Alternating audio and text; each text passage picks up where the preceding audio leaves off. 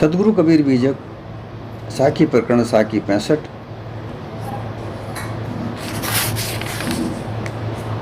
साचा सौदा कीजिए अपने मन में जाने,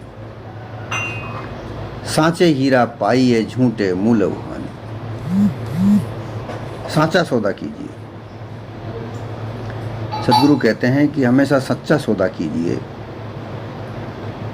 मिथ्या सौदा करने से जीवन में नुकसान ही नुकसान है, दुख ही दुख है, कष्ट ही कष्ट है।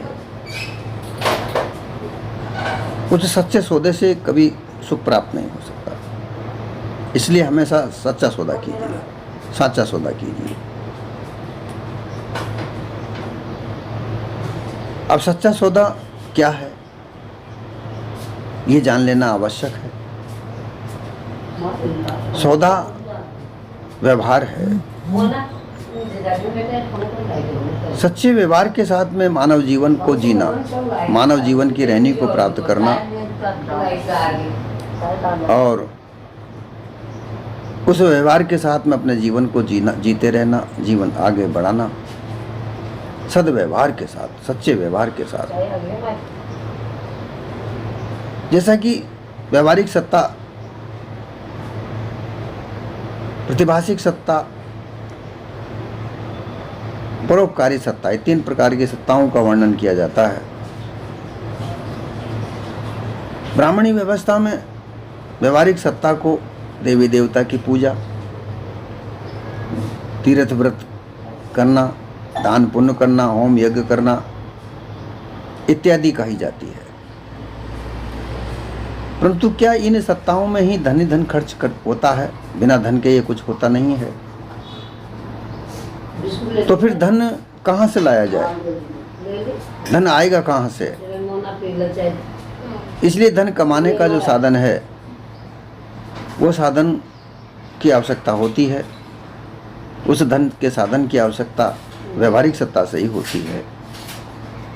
इस व्यवहारिक सत्ता में, संसार में, इस समाज में, मानव समाज में एक दूसरे मिलन जुलन, मिलना जुलना, एक दूसरे के साथ प्रेम व्यवहार के साथ में रहना, एक दूसरे की सहायता करना, सहायता लेना, मेल जोल रखना, प्रेम व्यवहार रखना, ये व्यवहारिक सत्ता है। व्यवहार के साथ सभी के लोगों के साथ मिलकर जुल के रहना। परंतु ये भी जान लेना कि झूठा मिथ्यावादी व्यक्ति के साथ कभी व्यवहार नहीं करना, यही सच्चा सौदा है। ऐसे लोग जो ठग ठगोरी करते हों, झूठा मिथ्या व्यवहार करते हों, झूठ बोलकर अपना कार्य सीधा करते हों, ऐसे लोगों के साथ कभी व्यवहार न करें। जो हमेशा नशेड़ी हों, नशा करते हों, नशा सिखाते हों, चोरी जारी हिंसा में लिप्त हों, मिथ्यावादी हों, धोखा छल कपट पाखंड जिनका व्यापार हो, ऐसे लोगों के साथ कभी व्यवहार न रखे, उनसे कभी मेल जोल न रखे। ये सच्चा सौदा है। जिस प्रकार से कभी हम सोना खरीदने जाते हैं, चांदी खरीदना जाते हैं या हीरे जवाहरात खरीदने जाते हैं, तो हम उसका सोने को खरा खोटा देखते हैं, चांदी को खरी खोटी देखते हैं, हीरे जवाहरात को भी खरा खोटा देखते हैं। और हम एक विश्वसनीय दुकान पर जाते हैं, विश्वसनीय जोहरी के पास जाते हैं जो हमारे विश्वासदार है, वहीं से हम सोना चांदी इत्यादि खरीदते हैं, क्योंकि उस सुनार पर, उस जोहरी पर हमारा भरोसा होता है। बिना भरोसे के जोहरी पर के पास हम नहीं जाते हैं, क्योंकि हमें ये अंदेशा होता है कि वो ठग न हो, वो झूठा माल हमें न दे दे। इसलिए सच्चे व्यवहार की बात होती है। सच्चा सौदा कीजिए, साचा सौदा का बात यहाँ पर होती है। हमेशा मानव जीवन में सच का आधार बनाकर ही अपना व्यवहार करें। मिथ्या आधार से कोई सौदा सच्चा नहीं हो सकता।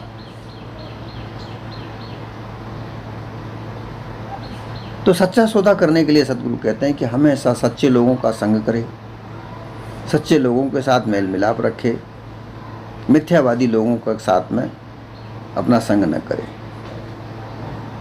कहा है संगत कीजिए साधु की, हरे कोट अपराध, ओछी संगत तूल की, 8 पहर अपराध। अर्थात सच्चे लोगों का संगत करना चाहिए, गुणवान लोगों का संगत करना चाहिए, जिनके पास गुण हो ऐसे लोगों के साथ संग रहे। अवगुणी लोगों के साथ संगत करने से हमारे अंदर अवगुण पैदा होंगे, गुणी लोगों के साथ संगत करने से हमारे अंदर गुण पैदा होंगे, और मानव जीवन में सच्चा सौदा व्यवहार, सच्चा व्यवहार बनेगा। मिथ्यावादी लोग, शराब पीने वाले लोग, जुआ खेलने वाले लोग, चोरी करने वाले लोगों के साथ हम अगर संगत करेंगे तो वैसे ही हम बनेंगे, और ये सच्चा सौदा नहीं होता। इससे मानव जीवन में कष्ट ही कष्ट होगा, हमेशा कष्ट का जीवन होगा, फिर परेशान होंगे। दुख को दूर करने के लिए देवी देवताओं के पास जाएंगे, मंदिरों में भटका खाएंगे, तीर्थ व्रत में जाएंगे, दान पुण्य करेंगे, परंतु गलती तो हमारी हुई। मिथ्यावादी लोगों के साथ संग करके हमारे अंदर अवगुण जो हमने पैदा किए, इसलिए ये सच्चा सौदा नहीं है। सच्चा सौदा गुणी जनों के साथ संग करके गुणों को प्राप्त करना, क्योंकि इस मानव जीवन में गुण ही सबसे बड़े हैं। मानव बड़ा नहीं है, मानव के गुण बड़े हैं। कहा है कि मानव तेरा गुण बड़ा, मांस न आवे काज, हाड़ न आभूषण बने, चाम न बाजे बाज। इस मानव तन का कोई भी चीज काम नहीं आती, ना मांस काम आता है। पशुओं के तो मांस को खाया भी जाता है, परंतु मानव तन के मांस को कोई खाता भी नहीं है। पशुओं के हड्डियों के आभूषण भी बनते हैं, कई कई चीजें बनती हैं, परंतु मानव तन की हड्डी एक भी काम नहीं आती। पशुओं की चमड़ी से ढोल नगारे बजते हैं, बनते हैं, जूते बनते हैं, परंतु इस मानव तन की चमड़ी किसी काम नहीं आती। ये तो मृतक होने के बाद में या तो जलाया जाता है, या पानी में फेंका जाता है, या जमीन में गाड़ा जाता है, किसी काम की नहीं है। इसलिए सच्चे सद्गुणों के लोगों के साथ संगत करके अपने आप में, अपने जीवन में सद्गुणों को भरना चाहिए। यही सच्चा सौदा है। अब इन सच्चे सौदों को करने के लिए परख की जरूरत होती है, परख की जरूरत होती है, क्योंकि बिना परख के किसी भी वस्तु को हम जांच नहीं सकते, जांचक नहीं। परख का मतलब होता है जांच करना, उसकी जांच परख करके खरा खोटा जांचना। अब ये जांच कब पैदा होगी? जब हम सच्चे पार की संतों का संग करेंगे, गुणी जनों का संग करेंगे और पारक दृष्टि ग्रहण करेंगे।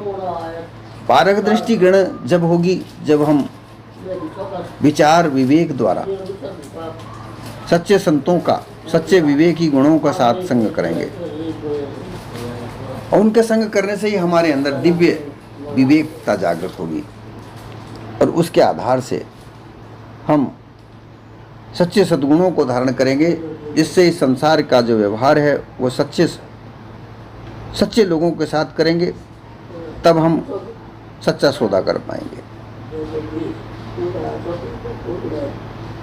सच्चे सद्गुणों के लोगों के साथ संग करके उनके वचनों का श्रवण करें, मनन करें और निधिशासन करें, तो हमारे अंदर, हमारे जीवन में सद्गुणी सद्गुण भरेंगे, और उन सद्गुणों के आधार पर जो हमारा जीवन बनेगा वो कल्याणमय बनेगा,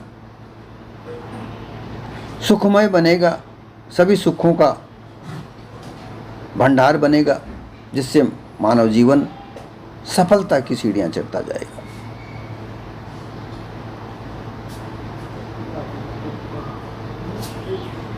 अर्थात ये कहना आवश्यक है कि हमारे जीवन में, मानव जीवन को जागृत होना चाहिए। और जागृत कैसे? मानव अपने आप को जाने, मैं क्या हूँ, मैं कहाँ से आया हूँ, मैं कहाँ जाऊँगा, ये जाने। ज़्यादातर लोग अपने आप को न जानकर मिथ्या ईश्वरवाद के धोखे में पड़े हुए हैं कि वही ईश्वर वही हमको खिलाता है, वही पिलाता है, वही जीवन दान देता है, संसार वही चलाता है, उसके आधार पर ही ये संसार चलता है। तो फिर प्रश्न ये उठता है कि आज जो संसार में व्यभिचार होता है, बलात्कार होता है, चोरी ठगोरी होती है, क्या ये भी वही करा रहा है? वह ईश्वर ही करा रहा है? वो कहीं आसमान में बैठकर वह सभी ये बलात्कार, अत्याचार, चोरी ठगोरी ये वह वहाँ से करवाता है क्या? वही जो कहने वाले लोग हैं कि ईश्वर के इशारे से सारा संसार चलता है, तो क्या वो इस तरह के इशारे वही देता है? अगर वो ऐसा इशारे देता है तो ऐसा ईश्वर नहीं चाहिए, और ऐसा ईश्वर हो भी नहीं सकता जो मानवता से मानवता को दूर करे, मानवता से मानवता में भेद करे, किसी को छोटा किसी को बड़ा बनाए। ऐसा ईश्वर हो भी नहीं सकता। ये उसका सौदा ही गलत है। ये प्रतिभाषिक सत्ता में आता है कि प्रतिभाषिक सत्ता में ईश्वर कर्ता धर्ता माना जाता है। वह ईश्वर सारे संसार को चला रहा है, वही खाने को देता है, वही मारता है, वही जन्म देता है। ये प्रतिभाषिक सत्ता का लक्ष्य होता है। ये भी मिथ्या बकवास है, धोखा ही है, क्योंकि कहीं ना तो ईश्वर है, और अगर ऐसा ईश्वर है, अगर वो सत्ता के द्वारा इस संसार को चला रहा है, तो इस संसार में अत्याचार, बलात्कार, चोरी ठगोरी, व्यभिचार, छल कपट होते हैं, ये नहीं होने चाहिए। ऐसा ईश्वर नहीं कर सकता। अगर वो उसकी सत्ता से संसार को चला रहा है तो वो इसको रोक सकता है, क्योंकि ईश्वर ऐसा नहीं चाहिए, ऐसा कर ही नहीं सकता। अगर ईश्वर है तो, परंतु ईश्वर कहीं नहीं है। ये मिथ्यावादी बात है, ये केवल अनुमान कल्पना है। अनुमान कल्पना के आधार पर मानव ईश्वर को मानकर, उसकी सत्ता को मानकर संसार में ठगोरी फैला रखी है। लोगों को ठगते हैं, मिथ्या मानिंदियों में उलझाकर उनका जीवन बर्बाद करते हैं, और लोग उसको धर्म का जामा पहनाकर, धर्म का आधार बनाकर उनके मन में श्रद्धा का भाव जगाते हैं, श्रद्धा को भड़काते हैं, अंधश्रद्धा फैलाते हैं, और उस अंधश्रद्धा से केवल एक वर्ग, जो ब्राह्मण वर्ग है, उसी को फायदा होता है, उसी को लाभ होता है, और किसी को नहीं, और तो सब नुकसान भुगत रहे हैं। तो ये सौदा सच्चा नहीं है, ऐसा सौदा सच्चा नहीं है। इसका मन में विचार करना चाहिए। कहा ना कि जो मन सांचा होए। मन को सांचा करने के लिए, इसके लिए जरूरी है अगर जो सौदा सच्चा करना है, तो मन में सांच का आधार धारण करे, जो अपने मन में जाने। मन में कब जाना जाएगा कि ये सौदा सच्चा है? कि मन में सांच का आधार हमेशा रखे, झूठ बोलना त्यागे, हमेशा सच बोले। कहा जाता है कि सांच बराबर तप नहीं, झूठ बराबर पाप। अगर सबसे बड़ी तपस्या है तो वो सच बोलना है, और सबसे बड़ा पाप है तो वो झूठ बोलना है। जितना झूठ बोलोगे पाप उतना ही बढ़ता चला जाएगा। तो हमारे मन में सांच का आधार माने, तो ये प्रतिभाषिक सत्ता जो मिथ्यावाद है, छल कपट पाखंड है, ये जाना जा सकता है, क्योंकि जो भी कुछ होता है मानव व्यवहार से ही होता है। मानव व्यवहार के अलावा प्रतिभाषिक सत्ता, ईश्वर सत्ता, ये कुछ भी नहीं है। ये अंधश्रद्धा है। ये अंधश्रद्धा को फैलाकर लोग झूठी बकवास फैलाते हैं, लोगों को ठगते हैं। इसलिए उनके ठगोरी से बचने के लिए सच्चा सौदा करने के लिए अपने मन में सांच का आधार रखे। जब सांच का आधार होगा तो मानव के कार्य सच्चे होंगे, उसमें ठगोरी, मिथ्या, छल कपट पाखंड नहीं होगा, मानवता का व्यवहार होगा और मानवता के व्यवहार में मानवता की विजय होती है। मानवता को जाना जाता है जिसमें दया होती है। मानव के दिल में दया होना आवश्यक है। इस दया से ही धर्म का उदय होता है। दया धर्म का मूल है। हमेशा कोई भी धर्म का निर्माण हुआ वो दया के आधार पर ही हुआ। तो दया हमेशा रखे। मानव के जीवन में कभी कभी कष्ट भी होते हैं। यह आवश्यक नहीं कि हमेशा सुख ही सुख होता रहे। सुख भी होता है, दुख भी होता है। जब सुख होता है तो प्रसन्नता रहती है और दुख आ जाए तो वो रोने लगता है और फिर वो किसी ना किसी को कोसता है, किसी ने मेरे ऊपर तंत्र कर दिया है, मंत्र कर दिया है, ऐसा सोचता है। वो तांत्रिक के पास जाता है। तांत्रिक तो अपनी दुकान खोल के इसीलिए बैठा है कि कोई मेरे पास आए। वो फिर अपने जाल में, तांत्र के जाल में उसको उलझाता है और फिर उसका धन हानि करता है, परंतु उसका जो भय है, वो दुख है, वो समाप्त नहीं होता और बढ़ता है। इसलिए सांच के आधार पर जो मानव चलेगा, उसका आधार का जीवन बनाता है, तो वो दुख को भी धैर्य के साथ में सहन करेगा। जब कुछ कष्ट मानव जीवन पे आता है थोड़ी देर के लिए, उसको धैर्य के साथ वहन करे, अपने आप को धैर्य के साथ रखे, तो वो देखेगा कि आधा कष्ट उसका दूर हो चुका है। और जब वो धैर्य मन में धारण करेगा तो उसके लिए उस कष्ट को बचे बचाए, कष्ट को दूर करने के लिए कोई ना कोई रास्ता उसके अंदर अपने आप स्वतः अपने आप जागृत हो जाएगा। दुख देखकर घबरा जाए, रोने लगे, दुखी हो जाए, तो जो उसकी बुद्धि है वो सबसे पहले बंद होती है। बुद्धि कार्य करना बंद करती है। और अगर धैर्य रखेगा तो बुद्धि अपना कार्य करेगी और कोई ना कोई रास्ता निवारण का वो निकाल लेगा।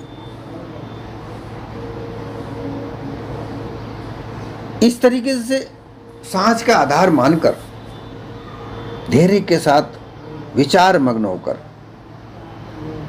कभी भी कोई कार्य करे, उस पर विचार करे कि ये कार्य सच्चा है कि झूठा है। अर्थात कोई भी सौदा करे, उस सौदा करने के पहले विचार करे कि ये सौदा जो मैं कर रहा हूँ, जो कार्य मैं कर रहा हूँ, ये सच्चा है कि झूठा है।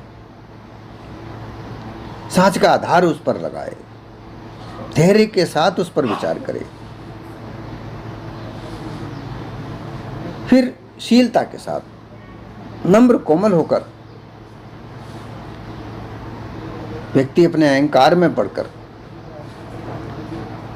मेरे जैसा कोई नहीं है, मैं जो करता हूँ वो मैं करता हूँ और दूसरा कोई कर नहीं सकता, मेरे पास खूब धन है, मेरा परिवार है, इस अहंकार में मानव अपनी विचार को समाप्त कर देता है। इसलिए शीलता पूर्वक, नम्रता पूर्वक, मीठे वचनों के साथ में व्यवहार करे।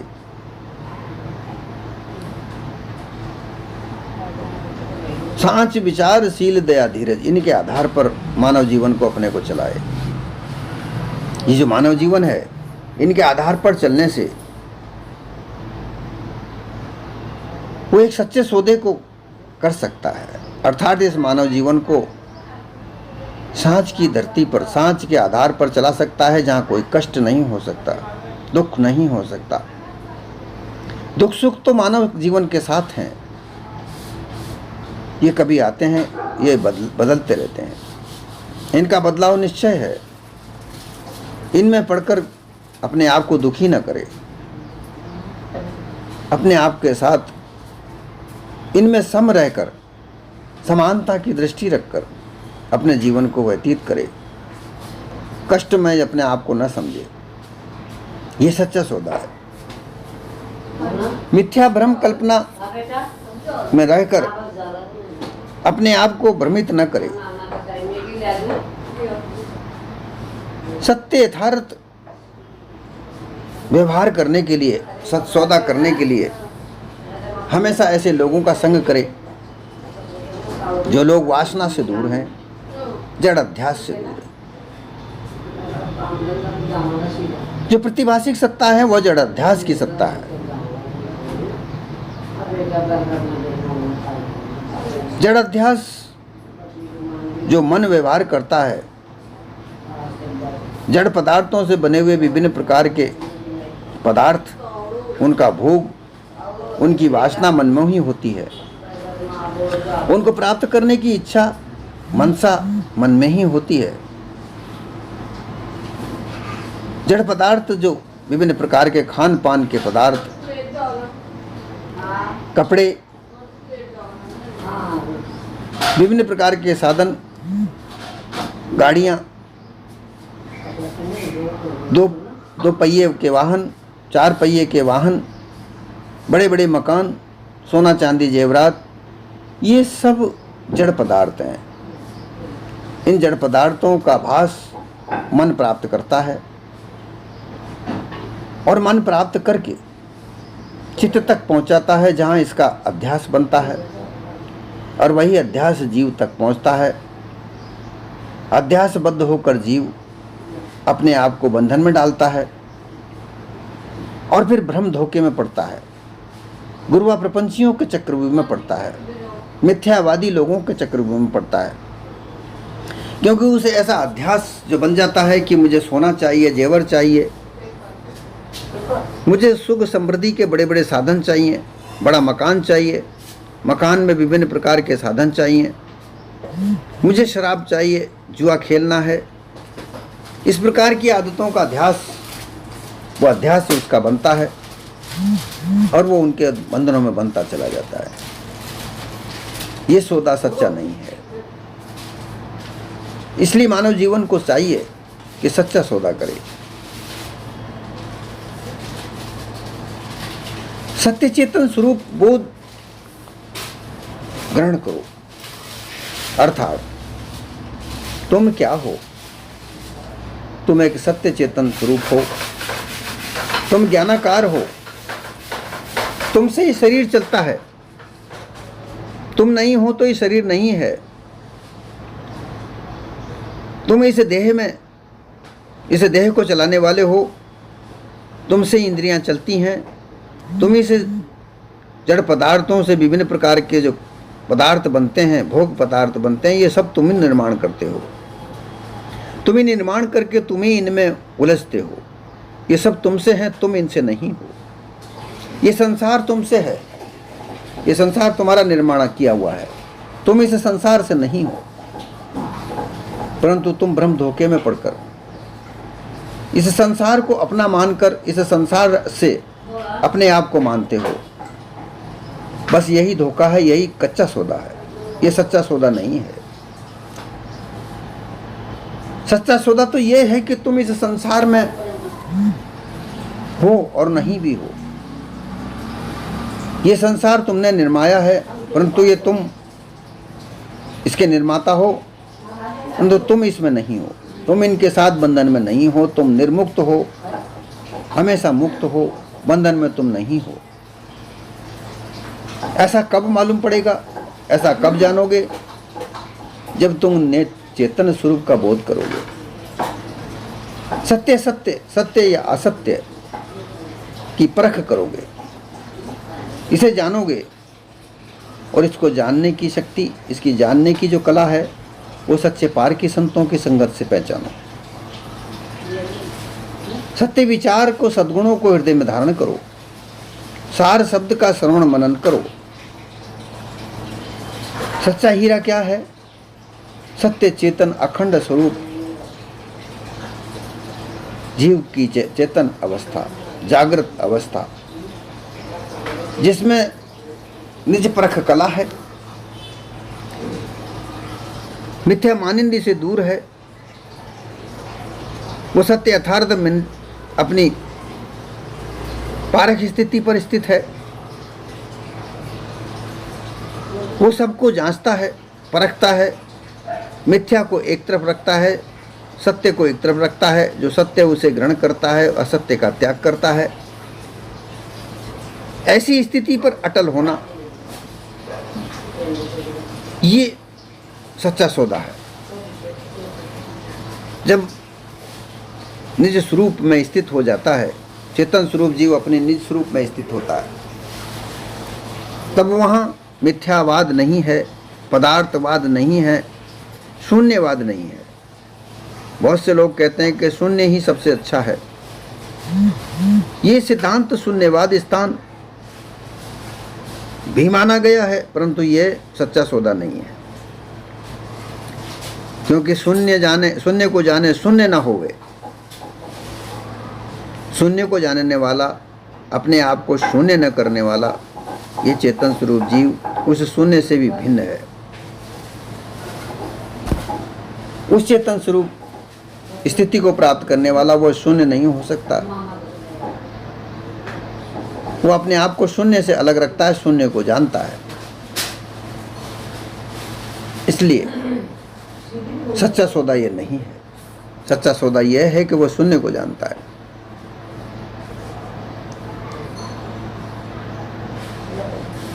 चेतन स्वरूप जीव ये सच्चा हीरा है, इसका ये नष्ट नहीं होता, ये सदैव से सदैव रहता है। इसलिए ये सच्चा सौदा है। इसको जानना सच्चा सौदा है। इसको पा लेना, निज पद को प्राप्त कर लेना सच्चा सौदा है। इस पर स्थित हो जाना सच्चा सौदा है।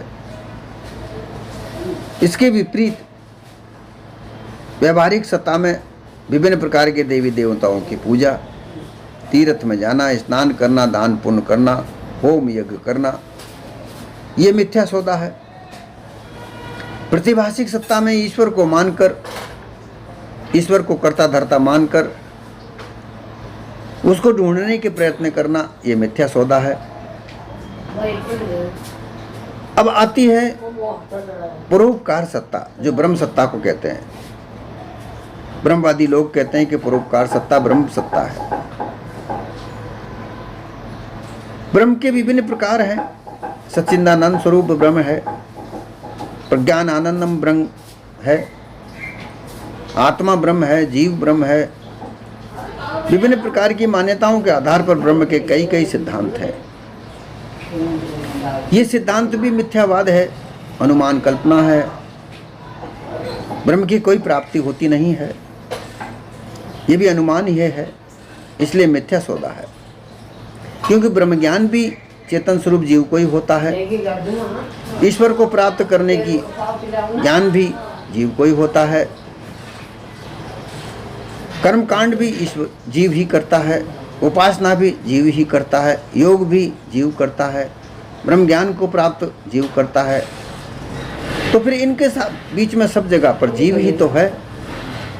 ये जीव ही तो सबको प्राप्त करता है, तो सर्वोपरि जीव हुआ। इसके अलावा कोई दूसरी सत्ता कोई खड़ी होती ही नहीं है, दूसरा कोई पदार्थ खड़ा होता ही नहीं है।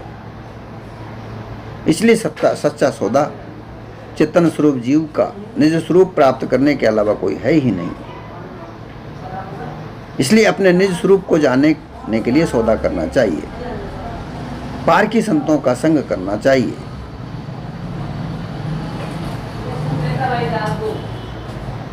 मिथ्या वाणी का उपदेश, कल्पित सिद्धांतों को ग्रहण करोगे तो ये सच्चा सौदा नहीं करोगे। मूल जमा पद, हंस स्वरूप स्थिति, होने लायक मनुष्य जन्म की महान जो गति है, वो पारक स्वरूप को प्राप्त करना, जीव को अपना निज पद को प्राप्त करना है। इसके अलावा अन्य मिथ्या सौदा नहीं है। ऐसा अपने मन में जानकर साच विचारशील दया धीरज को धारण करके सच्चा सौदा करे, सच्चा हीरा पाए। क्योंकि झूठ में मूल में ही नाश है। मिथ्यावाद में हमेशा नाश ही है, हानि ही है, कष्ट ही है।